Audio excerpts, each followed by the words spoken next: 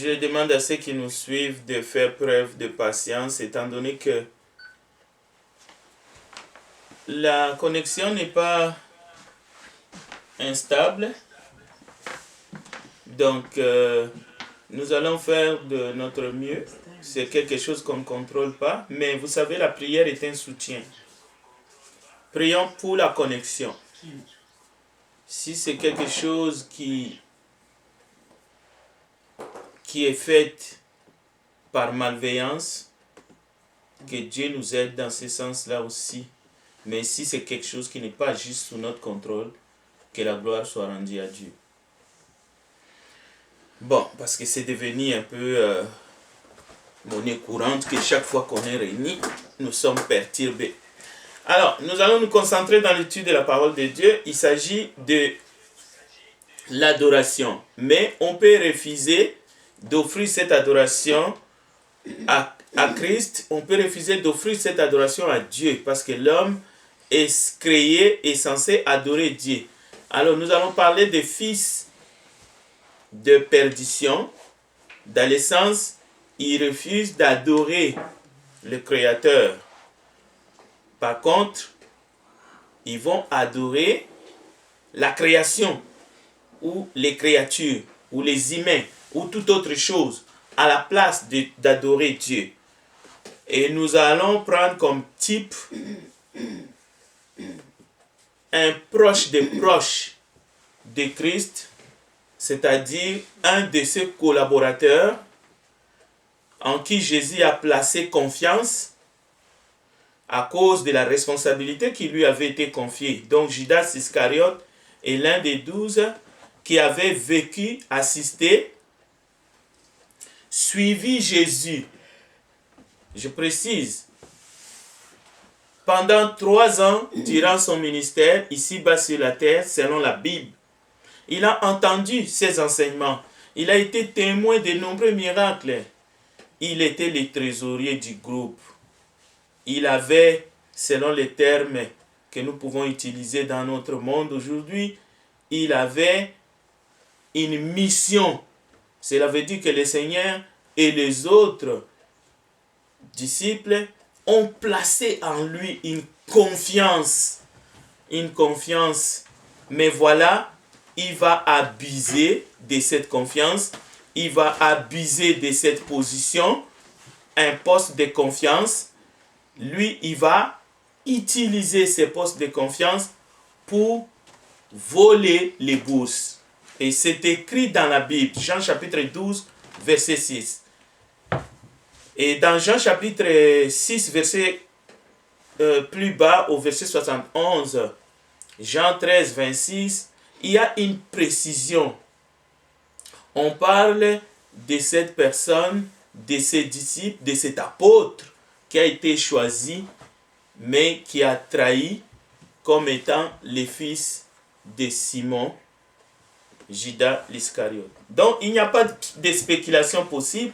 C'est un homme honorable qui a été choisi, qui a été appelé, qui a été choisi par le Seigneur en personne.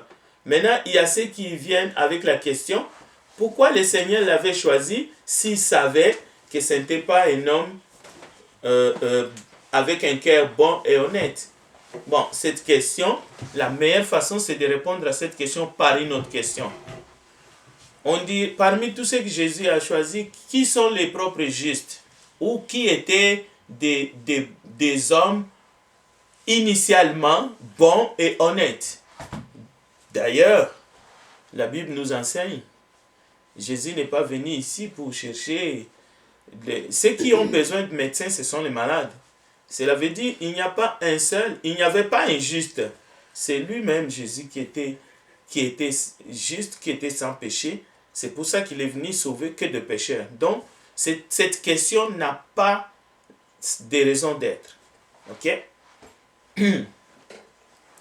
Parce que même Nathanaël, qui était sincère, ça ne veut pas dire qu'il était juste ou qu'il était assez à cause de son bon cœur ou de son honnêteté qu'il a été appelé ou même choisi auprès de Jésus. Non. Donc, ça n'a rien à voir. Au fait, Jésus a choisi, il a appelé des gens pas parce qu'ils avaient des compétences particulières, mais simplement, ils voulaient faire d'eux des êtres spirituels. Ils voulaient que ces hommes perdus pécheurs acceptent d'offrir à Dieu l'adoration. Maintenant, il y en a qui vont refuser de les faire. C'est le cas que nous allons voir aujourd'hui pour notre étude. Bien sûr, il faut souligner en Luc chapitre 22 ou en Matthieu 12, nous avons notre texte de base. Mais on va rapidement dire que ceux qui pensent que sans Judas et son œuvre de trahison, nous serions encore dans nos péchés, le plan de la rédemption serait un échec. Nous vous en prions, nous vous disons, cessez de penser des choses comme ça. Ce n'est pas la trahison de Judas qui nous sauve. C'est un non-sens. Ce qui est vrai, c'est que ce n'est pas Judas, c'est le Père qui livra son propre Fils pour le péché du monde, pour notre rédemption. La Bible présente Judas, fils de Simon, comme celui qui a trahi le Seigneur. Celui-là qu'il ne fallait même pas qu'il soit né. C'est ce qui est écrit dans Matthieu 26, 14 à 25. Je vous donne le texte. Nous n'allons pas passer beaucoup de temps à lire parce que c'est des vérités qui sont indélébiles, c'est-à-dire on peut aller facilement les voir. Judas adressa cette parole directement à Jésus un jour, alors que Jésus était en train de lui donner l'opportunité de sortir de ces filets où il était pris, c'est-à-dire dans sa traîtrise. Mais Judas n'a pas saisi les opportunités pour résister à la tentation de trahir son maître. Plusieurs fois, Jésus va dire publiquement, l'un de vous va me livrer. Et même une fois, Judas va poser la question, est-ce moi? Et c'était la dernière soirée. Et Jésus va répondre, c'est celui à qui je donnerai les morceaux trempés. Tout ça, c'était des occasions, des opportunités pour qu'il arrête. Alors, quelqu'un dira, mais comment cela allait-il se passer si lui n'était pas allé les livrer? Il suffit de lire l'évangile des Jean ou de lire tous les évangiles, vous allez voir. Ce n'est pas dans tous les évangiles qu'on parle de lui en train de donner ses baisers. Non. Il y a surtout Jean et les autres qui ont présenté l'évangile d'un bout à l'autre sans mentionner l'épisode du baiser ou même de la réponse de Jésus. Est-ce par un baiser que tu livres le Fils de l'homme? Par contre, Jean présente l'arrivée de ceux qui sont venus arrêter Jésus. C'est Jésus qui s'avance et leur demande « Qui cherchez-vous » Et lorsqu'ils répondent « Jésus de Nazareth », Jésus dit « C'est moi ». Donc Judas est complètement effacé. Au fait, Jean, dans l'inspiration qu'il a reçue, ne mentionne même pas Judas et son baiser. C'est pour montrer que ça allait se faire sans lui. Lui, il s'est vautré seulement dans la boue. Il a refusé d'adorer le Seigneur Jésus au moment où vraiment il devrait le faire. Il aurait mieux fuir comme les autres et après revenir ou aller retrouver les autres là où il se cachait parce que tous avaient peur. Mais lui, il est vraiment allé dans le camp et il a livré et la Bible dit malheur à lui. Il aurait même fallu qu'il ne soit pas né. Cela veut dire que son existence ne pouvait pas apporter une sorte d'entorse sur le plan du salut, sur le plan de la rédemption. Ça doit être compris définitivement. Judas, ce n'est pas une pièce maîtresse. Non, pas du tout. Bien, voyons maintenant comment est-ce qu'on peut refuser l'adoration à Dieu par notre propre volonté. D'abord, depuis le tout début, Jésus savait ce que Judas allait faire. Un jour, il dira à ses disciples, n'est-ce pas moi qui vous ai choisi, vous les 12? Mais l'un de vous est un démon. Jean chapitre 6, 70. Jacob avait plusieurs enfants, mais parmi eux, il y avait des tueurs.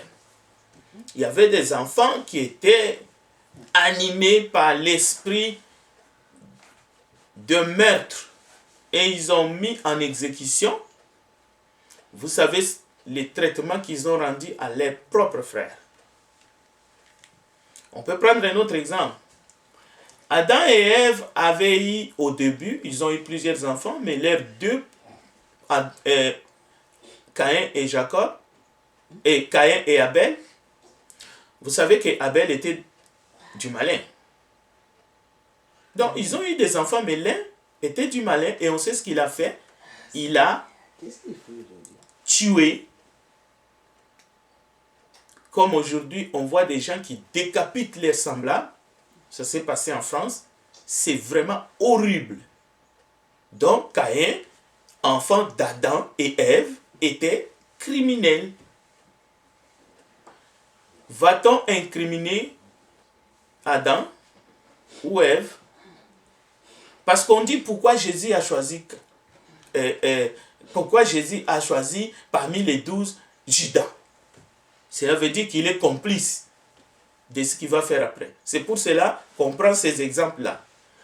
Va-t-on incriminer Jacob à cause que, en tout cas, une bonne partie de ses enfants se sont roués contre leur propre frère?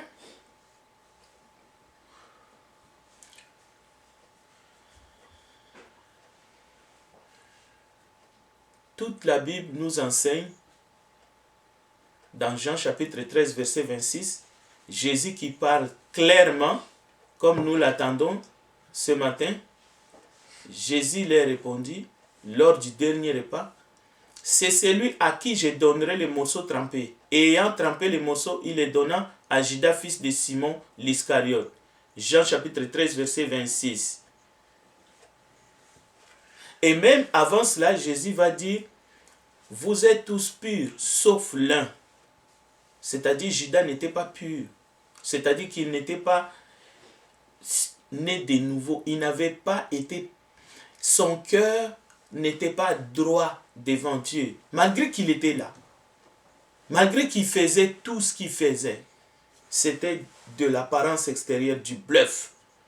Le fait d'être là ce matin, il faut que nous soyons là avec tout notre cœur.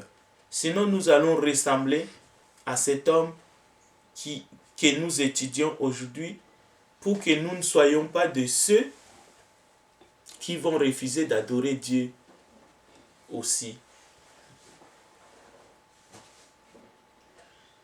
La Bible va dire clairement que c'est par la puissance du diable que Judas a fait tout ce qu'il a fait, parce que Jésus mentionne que dès que le morceau fut donné, Satan entra dans Judas.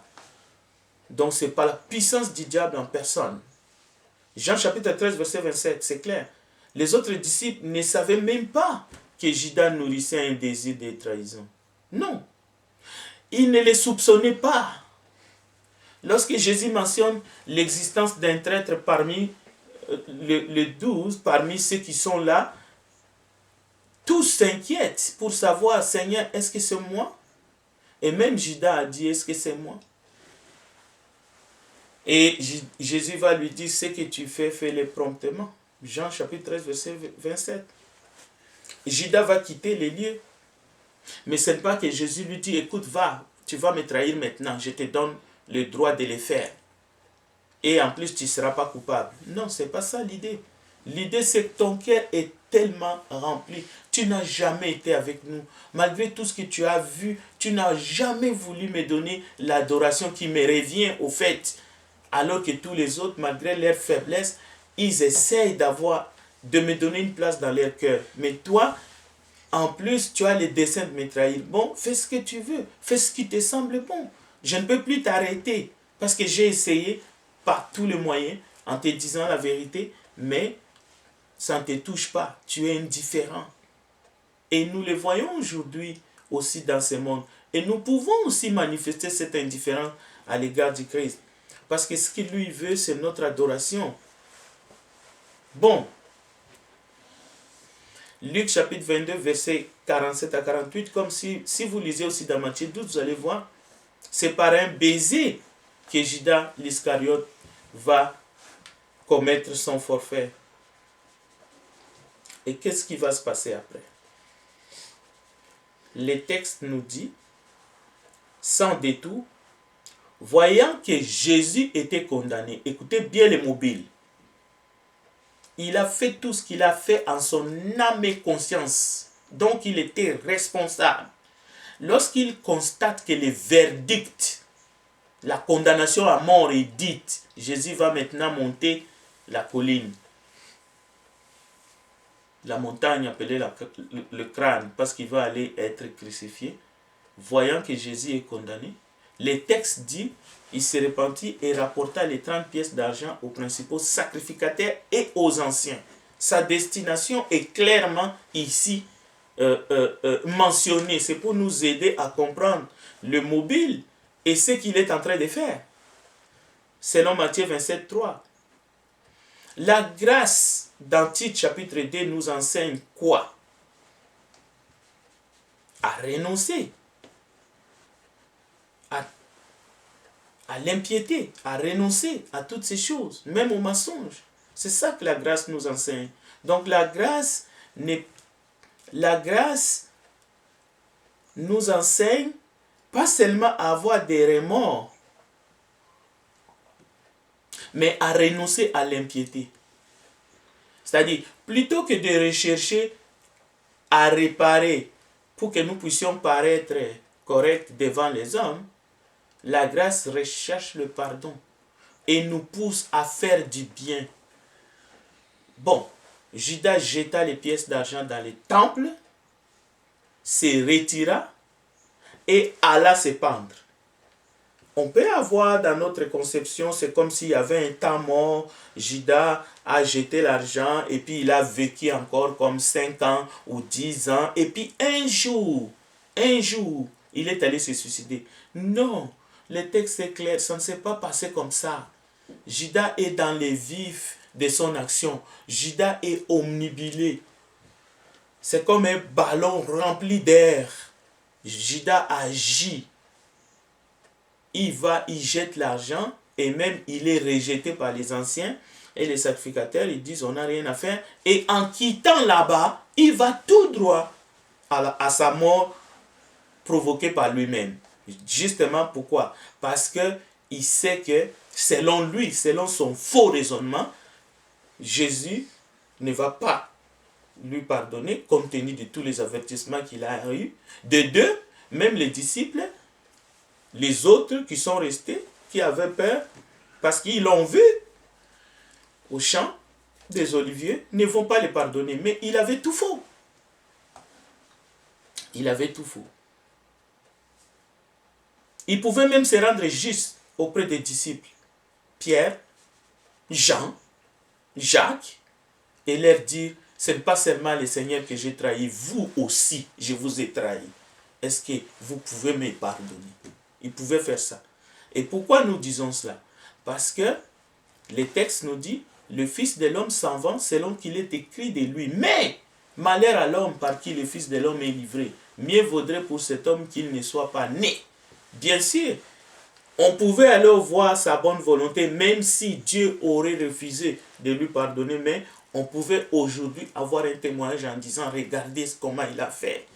Il était vraiment, il s'est senti mal au point qu'il est retourné chez ses frères et sœurs pour leur dire, écoutez, vous pouvez me condamner, mais moi je viens vers vous, priez pour moi. Comme Simon le magicien a fait. Simon le magicien, lorsqu'il a péché, il a dit quoi aux apôtres? Il a dit, priez vous-même pour moi, pour qu'il ne m'arrive pas quelque chose de mauvais. Est-ce que c'est cette attitude que nous voyons chez Pilate, chez Judas? Est-ce que sommes-nous en train de les juger? Non. Nous sommes en train de nous accrocher aux Écritures pour ne pas enseigner quelque chose qui serait fausse. Bien.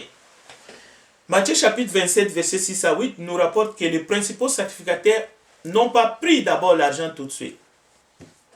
Parce qu'ils avaient des raisons.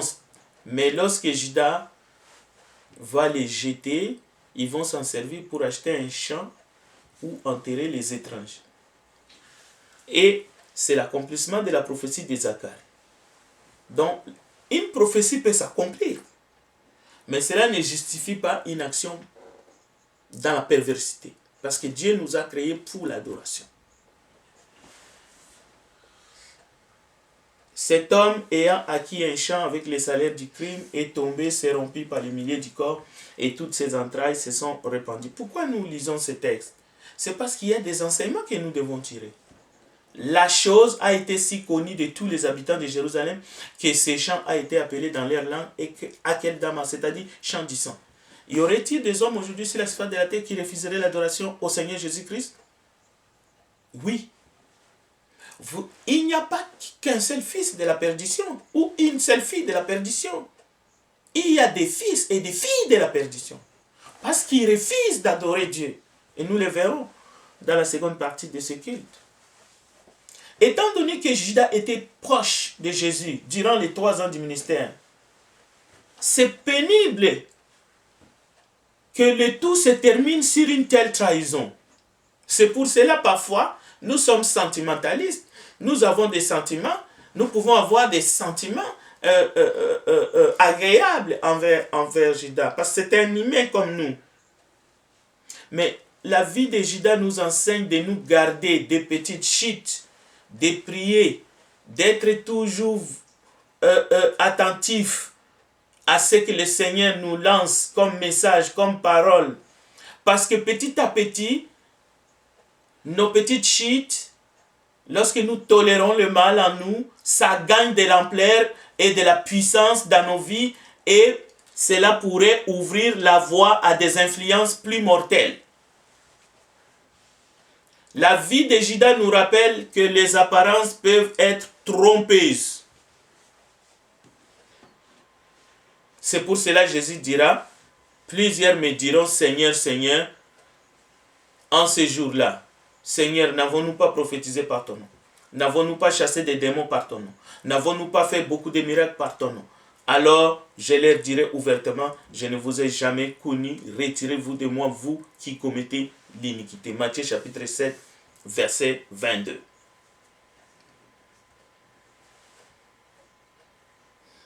Judas a fait tellement de choses, mais cela n'était pas suffisant parce que il n'a pas saisi les occasions que le Seigneur lui a données pour sortir de son crime. Jésus lui-même dira, et personne ne peut lui contredire, dans sa prière, quand j'étais avec eux, j'ai veillé sur eux à cause de ton nom que tu m'as donné.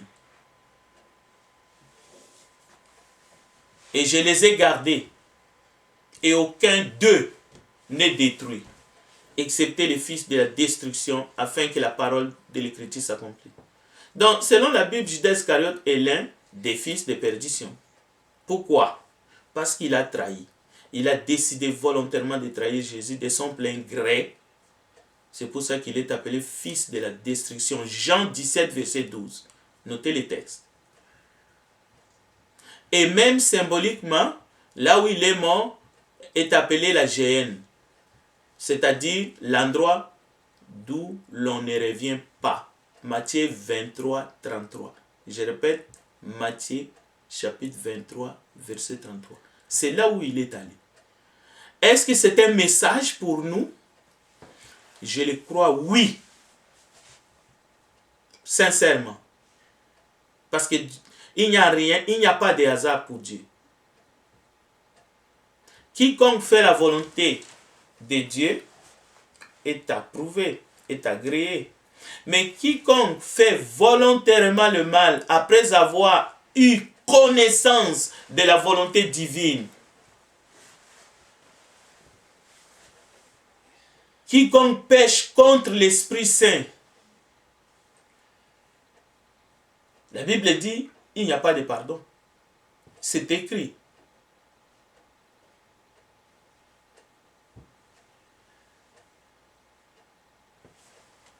Donc, nous pouvons comprendre deux choses rapidement. Qu'est-ce que signifie d'abord fils de perdition?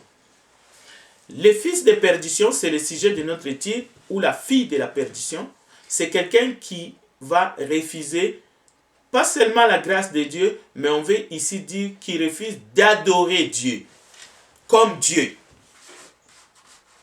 C'est-à-dire Dieu a tout fait, il s'est révélé, il a envoyé son Fils unique, il a créé, on peut voir, c'est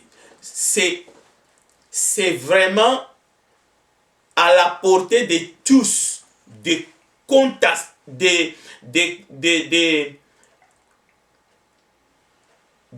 d'apercevoir que ce monde-là n'est pas sorti du néant. Mais il y a des fils et des filles de perdition qui affirment à corps et à cri que ce monde-là, c'est sorti du néant, c'est le bing bang. Donc à ce moment-là, voyons s'ils seront capables d'accepter l'évangile qui est le message de la grâce. Mais lorsqu'on refuse d'adorer Dieu comme le créateur de toutes choses et d'accepter sa grâce, on s'est fait soi-même fils de la condamnation. On est mort vraiment spirituellement, 2 fois mort. C'est ce que Jude dit dans son épître. Donc, ce sont des partisans de Satan. La Bible dit, ils souffriront l'éternité avec les diables. Parmi les fils de la perdition, on y trouve ceux qui suivent volontairement Satan dans ses pensées, donc ils suivent aussi le monde, parce que dans un sens, le diable est le prince de ce monde, qui suivent le monde. Jésus a dit, celui qui est ami du monde est ennemi de Dieu. Ne savez-vous pas? Ne savez-vous pas? Sous forme de question. Celui qui se fait ami du monde est ennemi de Dieu. Alors Dieu a réservé un traitement pour ses ennemis. Et on ne peut pas lui en vouloir pour cela. On doit seulement comprendre, c'est écrit dans la Bible comme ça. Donc il y a un esprit qu'on doit fuir. Il y a des attitudes qu'on doit fuir. Même si on nous miroite, même si on nous propose des grosses sommes d'argent, comme on a proposé à cet homme qui était un homme de confiance de Jésus. Nous parlons ici d'un homme de confiance de Jésus. C'est lui à qui Jésus a misé en disant, écoute, tu es un honnête homme, tu vas garder la bourse. Et tous les autres étaient d'accord. Les fils et les filles de perdition, ce sont ceux à qui ce sont ceux qui ont choisi, par exemple, qui étaient là-haut, qui sont venus en mission. Les fils de Dieu, ils ont trouvé que les filles des hommes étaient belles. Ils ont décidé de rester ici et de se vautrer dans la boue et même de commettre des choses abominables. Les fils de perdition, c'est aussi des anges qui n'ont pas voulu garder leur rang là-haut. Et nous savons tous, ils ont été précipités. Ils ont été chassés. C'est-à-dire tous ceux qui ont suivi Satan dans sa rébellion. Et dans Jean 17, 12, nous l'avons dit, Jésus en parlant de ses disciples, il dit, aucun d'eux ne se perdit sinon le fils de perdition, donc Judas, qui n'a pas écouté les avertissements du maître, qui a pris Jésus comme un jouet devant lui, alors que Jésus dit, l'un de vous va me livrer, et lui il avait les desseins, ainsi de suite, mais qui ne voulait pas écouter. Bon, maintenant, quelle est la différence entre les remords, regrets et repentir? L'évangile selon Matthieu, chapitre 26, verset 75. Nous allons prendre l'exemple de Pierre. Pierre se souvient de la parole de Jésus qui avait dit, avant que les coqs chantent, tu me réuniras 3 fois. Il sortit dehors et pleura amèrement. Donc, les remords, ce n'est pas mauvais. Nous allons voir qu'est-ce que cela veut dire. Et nous allons voir les différences. Les regrets est un état de conscience douloureux. C'est bien de regretter, nos forfaits, nos abus, même nos péchés. Donc, les remords étaient un état de conscience. Donc, c'est un état de conscience, les regrets, douloureux. Un mécontentement, un chagrin. Mais les remords maintenant ajoutent au regret un sentiment de honte causé par la conscience d'avoir mal agi. Pierre était au stade d'un remords profond après avoir renié Jésus par 3 fois. Mais lorsqu'on n'a plus honte, parce qu'on peut perdre la capacité d'avoir honte lorsqu'on agit mal, alors soyez conscient que vous êtes un fils de la rébellion, une fille de la rébellion. C'est fini. Vous allez avec le diable en enfer. Quand vous faites mal, quand vous péchez, vous n'avez pas honte de vous-même. Alors c'est fini. Alors nous avons les regrets, les remords, et maintenant nous allons voir la repentance.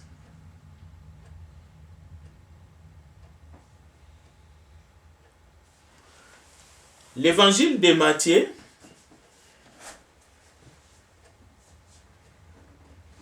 nous parle de Judas. Lorsqu'il voit que Jésus est condamné, le texte dit il se repentit et restitua les 30 pièces d'argent aux grands prêtres et aux anciens. Et il dit, écoutez bien, j'ai péché en livrant un sang innocent. Cette parole-là, c'est la vérité qui sort de sa bouche. Maintenant, regardez la réaction des gens vers qui il s'est dirigé. Ceux-ci répondirent, « Pourquoi venir nous le dire ?» Ça explique tout. Pourquoi venir nous le dire? C'est comme quelqu'un qui pêche, il va chez le diable. Satan, j'ai offensé Dieu. Et même ce que j'ai gagné comme récompense, je n'en veux plus.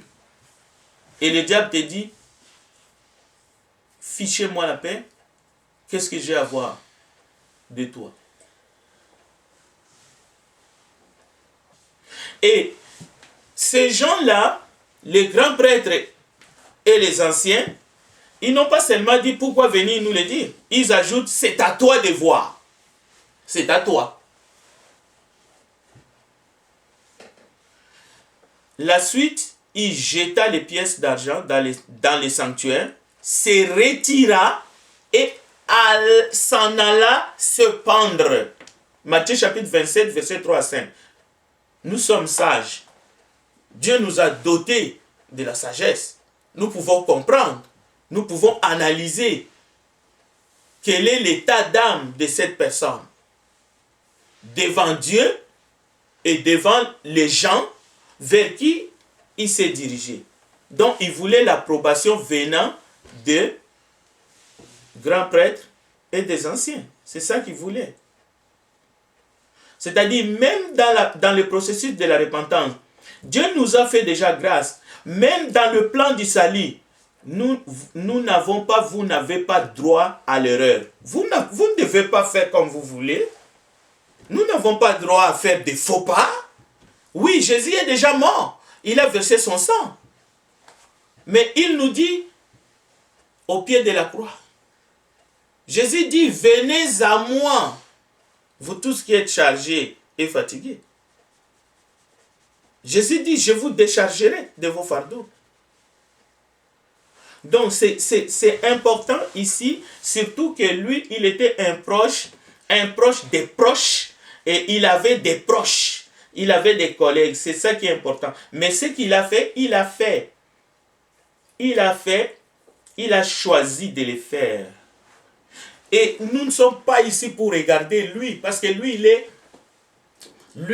il a fini sa marche. ici sur terre, il attend. Mais c'est sa vie qui est notre enseignement. C'est sa vie qui nous enseigne, nous. Parce que nous sommes encore dans un corps sur la terre. S'il y a le nom de Judas dans la Bible, s'il y a la vie de Judas qui est relatée dans la Bible, ce n'est pas pour que nous prenions position face à lui. Ce n'est pas que nous disions qu'est-ce que son âme deviendra après la résurrection. Non, c'est parce que nous puissions apprendre de lui, de ce qu'a été sa vie. Et ça, c'est comme ça pour tous les personnages qui sont cités en bien ou en mal dans les Écritures. C'est pour que nous puissions apprendre, y compris ceux qui sont cités dans l'Ancienne Alliance, dans l'Ancien Testament. Mais ça n'est jamais pour que nous puissions avoir des arguments sur la fin ou la destinée finale de ces personnes. Non. Ça, c'est important que nous puissions aussi comprendre. Sinon, nous analyserons des textes comme bon nous semble. Bon, pour terminer, nous dirons, les remords de Judas l'ont conduit à la mort. Mais il s'est dirigé vers ses complices qui ne pouvaient rien pour lui.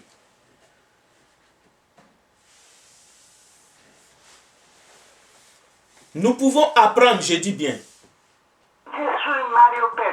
Il ne voulait pas faire face au Seigneur, ni à ses collègues,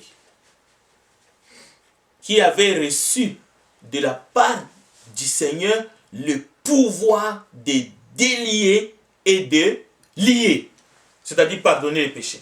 Ils avaient reçu dans un enseignement et Judas était là. Matthieu chapitre 18. Jésus leur a donné.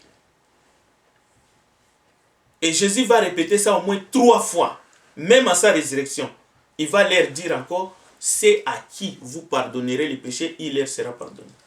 Judas savait ces choses, il ne les a pas oubliées, mais il a refusé justement de faire face, comme ça peut nous arriver. Nous refusons de faire face à la réalité parce que notre moi est beaucoup plus grand en nous. Nous ne voulons pas nous humilier.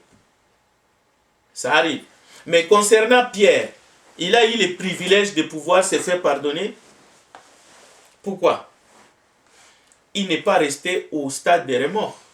L'Évangile nous dit que même après la résurrection, Jésus va lui demander, Simon, fils de Jean, m'aimes-tu plus que ceci? Cela veut dire on voit un changement, une repentance, changement d'attitude complet. Lui qui a régné 3 fois. Et Jésus va lui dire, paie mes agneaux. Jean 21, verset 17. L'évangile de Matthieu chapitre 18, à partir de verset 14 à 20, c'est le texte que j'ai cité.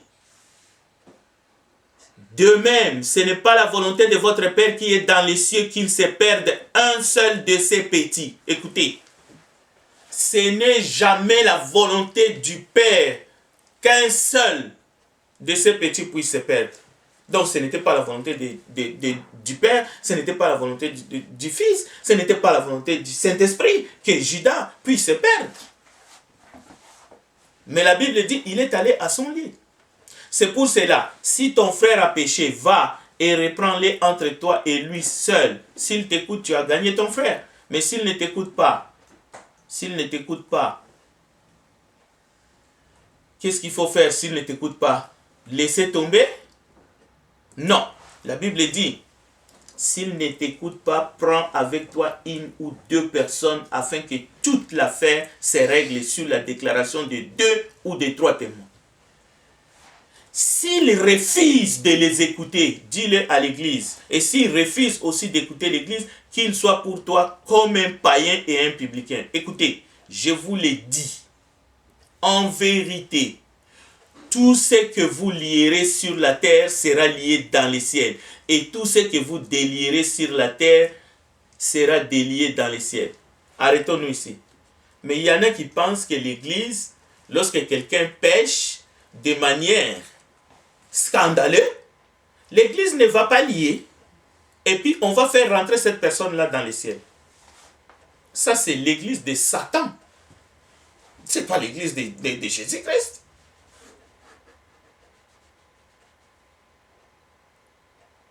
Écoutez, je vous dis encore que si 2 d'entre vous s'accordent sur la terre pour demander une chose quelconque, elle leur sera accordée par mon Père qui est dans les cieux.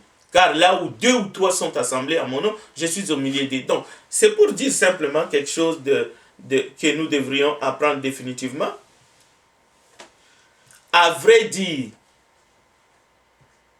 Judas a refusé d'adorer le Seigneur, son maître. Il a refusé, mais catégoriquement, jusqu'à sa mort. Son choix même de se suicider, c'est un déni de tout ce qu'il a appris durant les 3 ans auprès de son Seigneur.